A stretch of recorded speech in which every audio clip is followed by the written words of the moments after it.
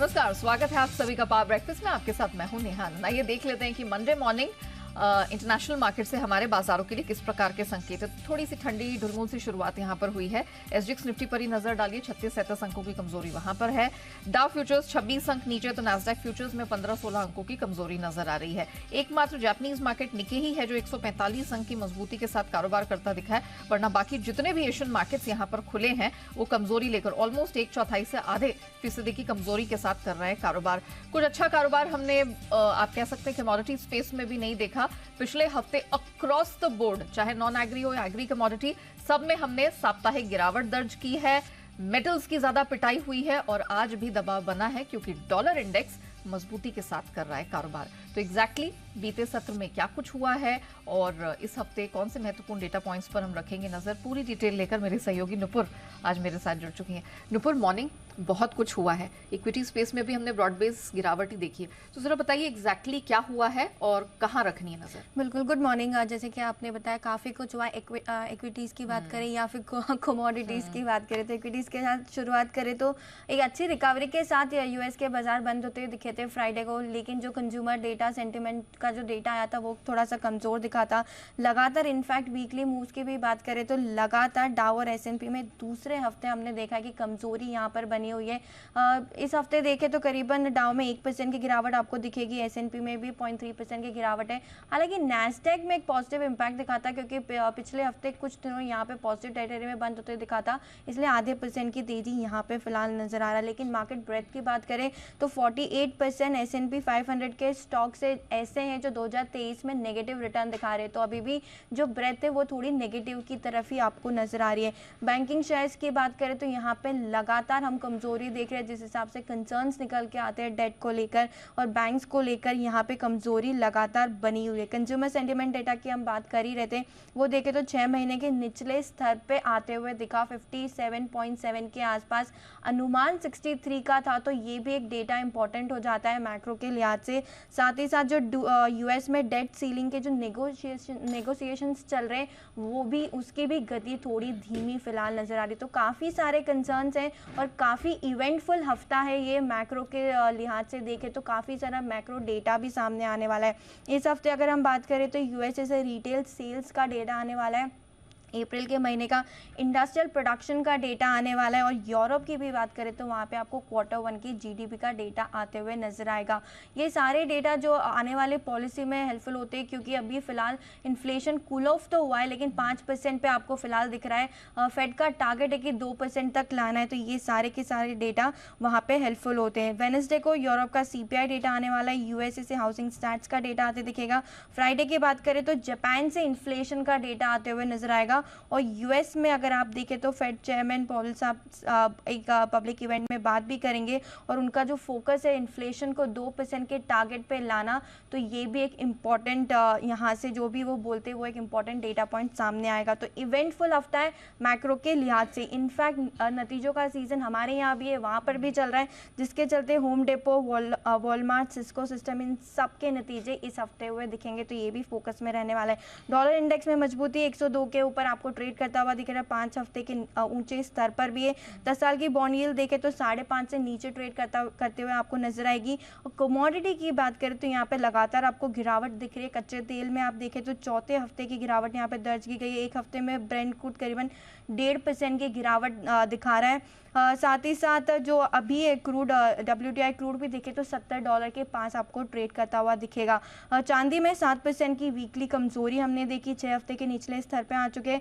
बीते हफ्ते जो डॉलर इंडेक्स में रिकवरी हुई थी, बेस उसी के चलते जो मेटल्स है उसमें आप बेस मेटल्स की बात करें तो वहाँ पे आपको गिरावट दिखेगी। एलएमई कॉपर 5 महीने और एल्यूमिनियम 6 महीने के निचले स्तर पर दिख रहा है। तो एक्शन इक्विटीज़ में भी है और कमोडिटीज़ में भी दिख रहा है, और इवेंटफुल हफ्ता है मैक्रोज और रिजल्ट्स के हिसाब से।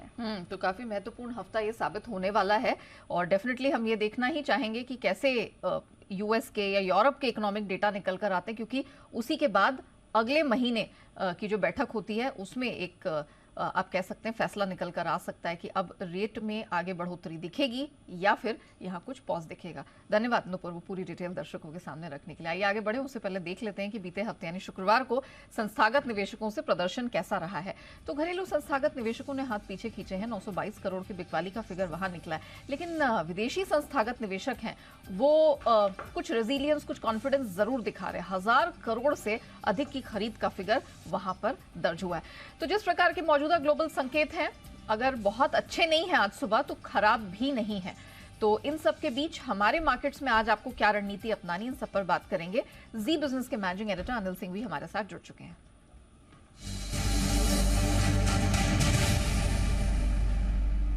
Sir good morning. जबरदस्त प्रदर्शन हमारे मार्केट्स ने बीते हफ्ते दिखाया, फिर चाहे ग्लोबल मार्केट से किस भी प्रकार के संकेत थे। क्या लगता है सर, ये हफ्ता वंस अगेन एक मजबूती वाला हो सकता है? आज क्या करना है और कौन से लेवल्स पे रखनी है नजर? Good morning. यहाँ देखिए, संकेत तो ग्लोबल मार्केट से मिले जुले हैं, बहुत अच्छी मजबूती के तो है नहीं। अमेरिकी बाजार लगातार हल्के नुकसान के साथ ही सही, लेकिन शुक्रवार को फिर से नीचे बंद हुए। पिछले हफ्ते 5 दिन डाउ में स्पेशली कमजोरी का रुझान रहा, तो थोड़ी कमजोरी के संकेत है। ग्लोबल सपोर्ट कम है और हम आ चुके हैं 18,300 के आसपास। जैसे हमारे बाजारों का मोमेंटम स्ट्रॉन्ग है, फ्लोज भी ठीक है, एफआईएस की तरफ से खरीदारी के आंकड़े आए हैं, तो तकनीकी तौर पर हम तो मजबूत है। देखते हैं अमेरिकी बाजारों का हल्का फुल्का जो नेगेटिव असर है, उसके साथ शुरुआत हम कमजोरी के साथ करेंगे, तो इम्पोर्टेंट सपोर्ट लेवल के आसपास आपके लिए मौका बनेगा खरीदारी करने का, और वो है 18,150 से 18,225 की रेंज अच्छी मजबूत सपोर्ट के तौर पर आपके लिए काम करेगी, और वहां पर आए तो आपको खरीदारी करनी चाहिए। ऊपरी स्तरों पर 18,350 से 18,425 की रेंज है, जहाँ पर हल्की फुल्की प्रॉफिट बुकिंग आने की संभावना आपके लिए बनेगी। बैंक निफ्टी का जहाँ तक सवाल है, इस पूरे रनअप के हाईएस्ट लेवल के आसपास बंद हुआ है। बैंक निफ्टी अपने लाइफ टाइम हाई से भी ज्यादा दूर है नहीं, 44,150 का लाइफ हाई है। तो अब यहाँ पर जो सपोर्ट है आज के लिए बैंक निफ्टी के लिए, वो 43,350 और 43,475, 43,350, 43,475, ये 125 पॉइंट की रेंज आपके लिए मजबूत सपोर्ट का काम करेगी, और इस रेंज में आने पर खरीदारी करनी चाहिए। ऊपरी स्तरों पर 43,950, 44,150, 43,950, 44,150, ये वो रेंज है जहाँ पर आपको प्रॉफिट बुकिंग आती हुई दिख सकती है। सो ओवरऑल रुझान अभी भी बाय ऑन डिप्स का है।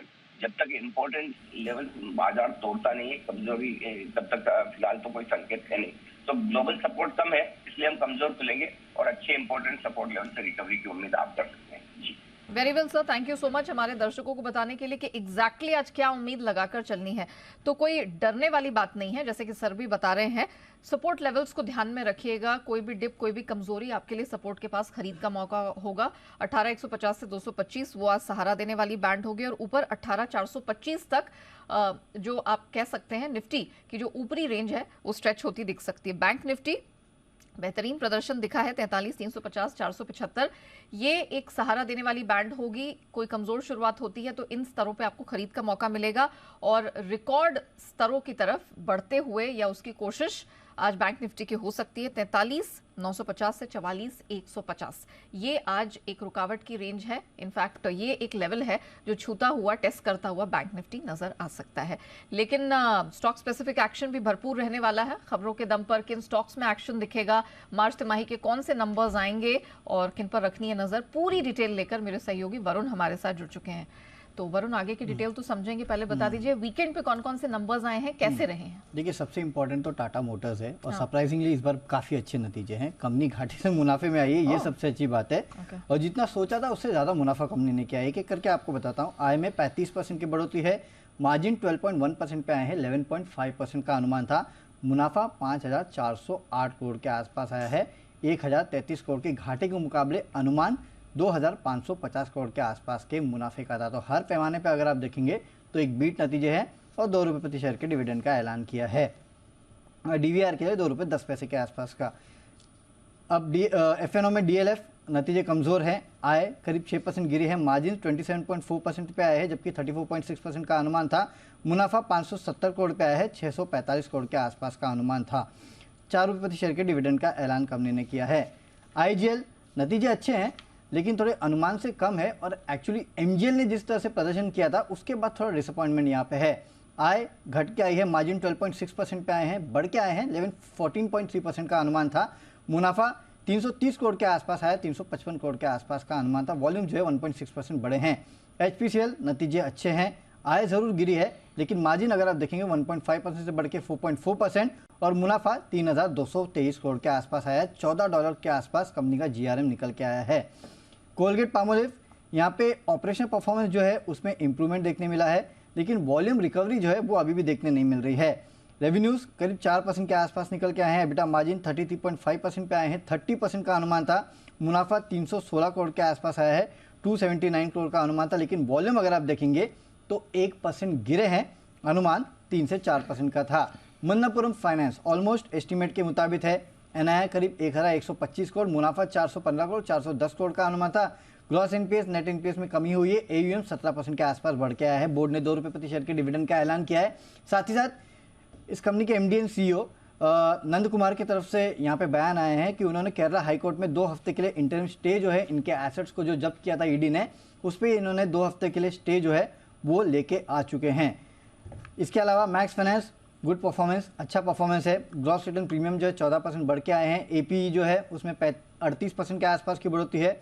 VNB मार्जिन 27.4% से बढ़ के करीब 31.2% पे आए हैं। 28.5% का आसपास का अनुमान था लेकिन मुनाफा कंपनी का गिरा है।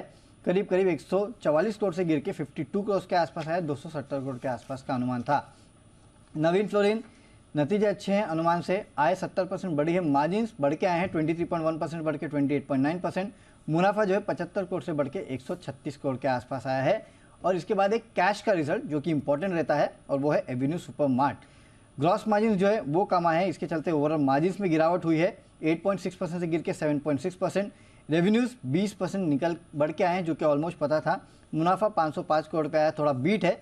495 करोड़ के आसपास का अनुमान लगाया जा रहा था। ओके, तो मिक्स बैग है लेकिन आपको भरपूर कमाई का मौका हर तरफ से मिलने वाला है। अच्छा वरुण, अब बता दीजिए ट्रिगर्स कौन से महत्वपूर्ण है? नंबर्स तो आज भी आएंगे, बहुत सारे आएंगे और FNO के 3 आने वाले हैं। कोरोमंडल, एस्टल, PVR। कैश में लिस्ट काफ़ी लंबी है तो आप देख सकते हैं जैसे कि कल्याण ज्वेलर है, PCBL है, उर्गो कैपिटल है, इसके अलावा सेंचुरी प्लाईवुड है। तो काफ़ी सारे नतीजे आने हैं जिन पे आपको नजर रखनी है। इसके अलावा उग्रो कैपिटल पे बोर्ड की बैठक के नतीजों के साथ साथ इक्विटी के जरिए फंड भी जुटाने वाले हैं। ये अडानी हिंडलबर्ग केस जो है सुप्रीम कोर्ट आज सुनवाई करने वाला है। सेबी ने अर्जी दी थी कि 6 महीने के लिए जो ओवरऑल एक्सटेंशन है वो दिया जाए। सुप्रीम कोर्ट कह रहा है कि 3 महीने के लिए ले लीजिएगा। उस पर आज सुनवाई होने वाली है। फाइनली पता चलेगा कितने महीने का एक्सटेंशन मिलता है। जुपिटर वैगन QIP के इशू प्राइस तय करने के लिए यहाँ बोर्ड की आज बैठक है। बलरामपुर चीनी बायबैक जो है आज बंद हो जाएगा। 16 तारीख को यानी कि 16 नवंबर को ये खुला था। काफ़ी सारे बदलाव होने वाले हैं जैसे कि NSE का क्रूड एंड नेचुरल गैस के जो फ्यूचर्स कॉन्ट्रैक्ट्स हैं वो लॉन्च हो जाएंगे। भारतीय रुपये में ही होने वाले, याद रखिएगा। इसके अलावा S&P, BSE, सेंसेक्स और बैंक एक्स जो है उसके डेरिवेटिव कॉन्ट्रैक्ट लॉन्च होंगे 9 बजे। डेरिवेटिव कॉन्ट्रैक्ट की स्पेसिफिकेशन जो है उसमें रिवीजन होने वाला है। लॉट साइज जो है 15 से कम होके अब 10 होएगा। एक्सपायरी जो है थर्सडे को होती थी, अब वो फ्राइडे को होने वाली है, तो यहाँ पे आप नज़र रखिएगा। विशाखा इंडस्ट्रीज एक्स डेट है, स्टॉक स्प्लिट 10:2 और WPI आने वाला है अप्रैल का, तो नजर रखिएगा। अब खबरों में सबसे पहले तो मैनकाइंड फार्मा, आपको याद होगा हमने खबर दी थी कि इस कंपनी के प्लांट्स में छापेमारी हो रही है और कंपनी ने यहाँ पे कहा है कि IT डिपार्टमेंट ने कंपनी की नई दिल्ली, नई मुंबई ऑफिस जो है वहाँ पे छापेमारी की है। हिमाचल प्रदेश के पौंटा साहिब और साउथ सिक्किम के प्लांट में जो है वहाँ पे भी छापेमारी हो रही है। तो काफ़ी सारे लोकेशंस के बारे में इन्होंने बताया है कि छापेमारी हो रही है, तो हमारी खबर पे यहाँ पे मोहर लगती हुई। डॉक्टर रेड्डीज, US FDA ने कंपनी के श्रीकाकुलम स्थित मैन्युफैक्चरिंग प्लांट जो है वहाँ पे जांच की है। फॉर्म 483 जारी किया है 4 आपत्तियों के साथ। टीटागढ़ वैगन्स, बोर्ड ने रामकृष्ण फोर्जिंग के साथ कंसोर्शियम जो है उसके गठन को मंजूरी दे दी है। 50-50 के आसपास का कंसोर्शियम जो है वो होने वाला है, तो दोनों स्टॉक्स पर नजर रखिएगा। RVNL करीब 2250 करोड़ के ऑर्डर्स है जिसके लिए इस कंपनी को LOA मिला है और इसमें इस पूरे जो कंसोर्शियम को LOA मिला है उसमें इस कंपनी का 51% के आसपास का हिस्सा है। IRB इंफ्रा इस कंपनी की एक सब्सिडरी है, उन्हें NHAI से कंसेशन करार जो है वो कर लिया है। 6 लेन का एक प्रोजेक्ट है जिसके लिए करार किया गया है। प्रोजेक्ट की लागत जो है 2132 करोड़ के आसपास की है। मास्गोडॉग, HAL, BDL तमाम shipping company, shipyard companies basically और डिफेंस कंपनीज पे नजर रखेगा क्योंकि सरकार जो है इनफैक्ट डिफेंस मिनिस्ट्री ने 928 आइटम्स की एक लिस्ट जारी की है जिसको अब इंपोर्ट नहीं किया जाएगा, घरेलू मैन्युफैक्चरिंग की जाएगी जिसकी लागत करीब 700 करोड़ के आसपास की है। और इसमें सबसे ज़्यादा पार्ट जो है वो दरअसल माज़गार्ड को मिलने वाले हैं। इसके अलावा कुछ फंड एक्शन जिसमें जी एंटरटेनमेंट में प्लूटस वेल्थ मैनेजमेंट ने 65 लाख शेयर खरीदे हैं और नजारा टेक में सोसाइटी जनरल ने करीब 5.93 लाख शेयर्स खरीद लिए। तो काफी डेटा हैवी और रिजल्ट्स हैवी दिन रहने वाला है, तो आपको भरपूर कमाई का मौका बेसिकली मिलेगा। वरुण धन्यवाद वो पूरी डिटेल दर्शकों के सामने रखने के लिए। आइए अब जान लेते हैं कि बाजार पर एक्सपर्ट्स की क्या राय बन रही है, कौन से सेक्टर स्टॉक्स पर है नजर। सेंट्रम ब्रोकिंग के नीलेश जैन हमारे साथ जुड़ चुके हैं बात करने के लिए। नीलेश जी मॉर्निंग, जरा बताइए आज इंडाइसेस में कैसे ट्रेड करना है और कौन से स्टॉक्स पर नजर है? Very good morning to Neha ji. बिल्कुल देखिए, निफ्टी और बैंक निफ्टी दोनों ही इंडाइसेस में आउटलुक पॉजिटिव है। हालांकि थोड़ा बहुत प्रॉफिट बुकिंग ऊपरी स्तरों पर हमें देखने को मिल सकता है, बट जो रेंज है वो ऊपरी स्तरों पर शिफ्ट हो चुका है। अब जो नया रेंज निकल के आ रहा है वो है 18,200 से 18,400 का। तो यहाँ पे कोई भी डिप मिलता है इंट्राडे में तो वो एक खरीदारी की अपॉर्चुनिटी हो सकती है विद स्टॉप लॉस बिलो 18,200 और अपसाइड में 18,400 तक के लेवल्स हमें देखने को मिल सकते हैं। एक पॉजिटिव कैंडल हमें फ्राइडे के सेशन में भी देखने को मिला था। बैंक निफ्टी में भी देखिए, यहाँ पर भी हमारा ध्यान काफी समय से पॉजिटिव साइड में था। Knew all time high level हमें बैंक निफ्टी छूता हुआ नजर आ सकता है। हालांकि थोड़ा सा ओवरबॉट जरूर है, थोड़ी सी प्रॉफिट बुकिंग यहाँ पे भी देखने को मिल सकती है। तो कोई भी डिक्लाइन मिले तो यहाँ पे भी खरीदारी के मौके ढूंढने चाहिए 43,300 के स्टॉप लॉस से, और 44,100 जो previous all time high level है वो इमीडिएट टारगेट होगा। उसके बाद 44,500 तक के भी लेवल बैंक निफ्टी में सीरीज में छूता हुआ नजर आ सकता है। तो इंडाइसेस पे ध्यान पॉजिटिव साइड में। ओके, दोनों इंडाइसेस रहेंगे तगड़े, मतलब पिछले हफ्ते का ही एक्सटेंशन है। 18,200 के स्टॉप लॉस के साथ करे खरीदारी। 18,400 निफ्टी आज यहां पर लक्ष्य सामने दिख सकता है। वही बैंक निफ्टी नए रिकॉर्ड सर छूने की है तैयारी। 43,300 का स्टॉप लॉस को ऑब्जर्व करके 44,100 एंड इवेंचुअली 44,500 के टारगेट पर आपको रखनी है नजर। तो तगड़ी स्ट्रेंथ निफ्टी बैंक निफ्टी में दिख रही है और खरीद का डेफिनेट मौका है। स्टॉक स्पेसिफिक एक्शन कहाँ है नीलेश जी? बिल्कुल नेहा जी, देखिए खरीदारी पे ही फोकस है और जिस हिसाब से पिछले सप्ताह ओवरऑल एफएमसीजी बास्केट में हमें काफी अच्छा मोमेंटम देखने को मिला, तो यहाँ पे गोदरेज कंज्यूमर प्रोडक्ट ये एक पर्टिकुलर काउंटर काफी अच्छा मोमेंटम इसमें पिछले कुछ एक दिनों में हमें देखने को मिला है। 1000 मार्क के आसपास पहुंच चुका है और फ्रेश ब्रेकआउट हमें फ्राइडे के सेशन में भी देखने को मिला था। मोमेंटम इंडिकेटर्स एंड ऑसिलेटर्स पे बाय क्रॉसओवर भी आया है। तो यहाँ पे जो मोमेंटम है वो ऊपरी स्तरों पर कैरी फॉरवर्ड होना चाहिए। 1020, 1040 ये दो टारगेट होंगे। निचले स्तर पर 985 के आसपास का स्टॉप लॉस रखना होगा। तो 985 के स्टॉप लॉस से 1020 और 1040 के लिए गोदरेज कंज्यूमर प्रोडक्ट में खरीदारी करने की सलाह होगी। उसके साथ साथ देखिए दूसरे काउंटर्स अगर हम देखें तो ओवरऑल आईटी स्पेस में भी एक अच्छा खासा मोमेंटम हमें निचले स्तरों से देखने को मिल रहा है। LTI माइंट्री जिसका सिंबल है, इस पर्टिकुलर काउंटर में निचले स्तरों से एक higher top and higher bottom formation बन रहा है। तो ये मोमेंटम ऊपरी स्तरों पर एक्सटेंड होता हुआ नजर आ सकता है। इमीडिएट टारगेट 4800 के यहाँ पे निकल के आ रहे हैं। 4687 के आसपास काउंटर ट्रेड हो रहा है। यहाँ पे स्टॉप लॉस रखना होगा 4620 का। So with stop loss below 4620 target होगा 4800। LTI माइंट्री यहाँ पे खरीदारी करने की सलाह होगी। चलिए, गोदरेज कंज्यूमर पिछले हफ्ते भी दमदार प्रदर्शन था, स्ट्रेंथ रहेगी जारी। 985 का स्टॉप लॉस लगा के करे खरीदारी। 1020 और इवेंचुअली 1040 तक का लक्ष्य छूने का दमखम रखता है। और LTI माइंट्री यहाँ पर भी 4800 का टारगेट 4620 के स्टॉप लॉस के साथ करनी है खरीदारी। नीलेश जी, थैंक यू सो मच हमारे साथ जुड़ने के लिए, बताने के लिए कि स्टॉक स्पेसिफिक एक्शन कहां पर है और of course Nifty bank Nifty में क्या करना है। बढ़ते आगे कमोडिटी बाजार की रणनीति समझते हैं। हमारे साथ मोतीलाल ओसवाल कमोडिटीज के अमित सजेजा जुड़ चुके हैं। अमित, मॉर्निंग, बहुत स्वागत है आपका। धराशायी हो गया पूरा कमोडिटी मार्केट लास्ट वीक, चौतरफा गिरावट थी। मुझे बताइए सोने चांदी में क्या करना है आज? जी गुड मॉर्निंग। डेफिनेटली देखिए, डॉलर इंडेक्स में काफी हफ्तों के बाद एक रिवाइवल देखने मिला है और लगभग एक महीने की ऊंचाई पे क्लोज दिया है 102.50 से 60 के करीब। तो उसके चलते गोल्ड और सिल्वर में हमने काफी भारी गिरावट देखी है, खास करके चांदी में। आज की अगर रणनीति देखें तो जो भी उछाल आता है अब भी बिकवाली की सलाह देना चाहूंगा। चांदी में स्पेसिफिकली 73,500 से 600 के बीच बिकवाली कर सकते हैं 74,200 के स्टॉप के साथ, और डाउनसाइड में ये जो गिरावट है वो 72,500 तक गहरा सकती है। वहीं अगर गोल्ड की बात करें तो रिलेटिवली स्ट्रांग है, लेकिन इवेंचुअली लगता है कि नीचे ही आ जाएगा। तो 61,050 से 61,100 के बीच बिकवाली कर सकते हैं 61,300 के स्टॉप के साथ, और डाउनसाइड में 60,600 का लक्ष्य लेके चला सकता है। ओके, कच्चा तेल हम देख रहे हैं $70 WTI क्रूड, उसके नीचे के भी दर्शन करके आ चुका है। आज कच्चा तेल संभलता दिख रहा है या प्रेशर जारी रहेगा? मेरे हिसाब से प्रेशर जारी रहेगा।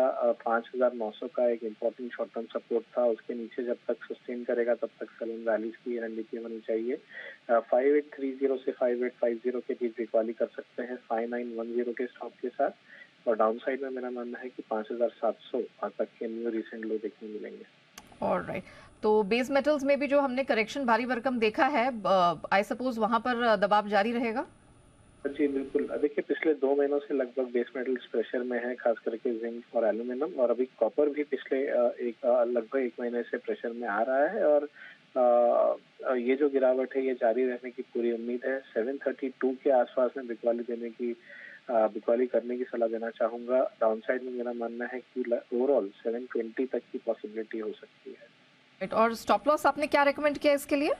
736 का एक थोड़ा डीपर स्टॉप लॉस लेके चला सकता है। ओके, और हमने देखा कि जो हाल फिलहाल में जिंक की इन्वेंट्रीज हैं उसमें भी रिकवरी दिखी, कॉपर के तो बढ़े ही हैं, जिंक की इन्वेंट्रीज में भी सुधार रहा है, तो प्रेशर और रहेगा क्योंकि सबसे ज्यादा प्रेशर में वही रही है, इंटरनेशनली ऑलमोस्ट 31 महीने के लोज पर है। एग्जैक्टली, जैसे मैंने कहा कि पिछले 2 महीनों से लगातार प्रेशर में है और अभी न्यू रिसेंट लोज बनते जा रहे हैं, तो मेरा मानना है कि जिंक में भी करीबन 222 तक के लक्ष्य हमें देखने मिलेंगे। मैं करीबन करंट मार्केट को भी बिकवाली की सलाह देना चाहूंगा और अपसाइड में करीबन 233 का स्टॉप लेके चला जा सकता है। ऑलराइट, चलिए तो चौतरफा बिकवाली और सेल ऑन राइस की ही रणनीति अपनानी है। धन्यवाद अमित जी हमारे साथ जुड़ने के लिए, बताने के लिए कहाँ कहाँ है कमाई के मौके। मैं जस्ट क्विकली रिपीट कर देती हूँ, गोल्ड में सेल ऑन राइस 61,100 के पास सेल करे, 61,300 का स्टॉप लॉस, 60,600 तक गोल्ड दिखाई दे रहा है। जिंक के लेवल्स आपके सामने ऑलरेडी आ चुके हैं, 222 तक का डाउन साइड टारगेट है। चांदी बेच के चलिए 72,500 के डाउन साइड टारगेट के लिए यहाँ पर भी सेल ऑन राइस करना है और 74,200 का आपका स्टॉप लॉस रहेगा। कच्चा तेल 5,700 तक नीचे छू सकता है लेवल, 5830 से 5850 यहां पर आपको सेल की रणनीति अपनानी है और 5910 तक का यहां पर स्टॉप लॉस लगाना है। आइए अब आगे बढ़ते हैं एफआईआर यानी एफआई इन्वेस्टमेंट रिपोर्ट्स की तरफ।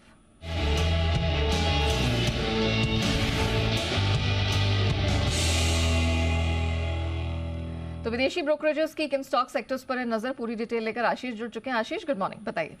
Good morning. नया देखिए दिग्गज सिप्ला के साथ करते हैं शुरुआत। यहाँ पर अगर आप देखें तो मैक्वायरी की तरफ से रिपोर्ट है, आउट परफॉर्म की रेटिंग को बरकरार रखा है, 1,050 रुपये के लक्ष्य लिए। नोमेरा खरीदारी की राय दे रहे हैं, थोड़े से कम बुलिश हैं, 1,036 रुपये का लक्ष्य दिया, 937 की क्लोजिंग है।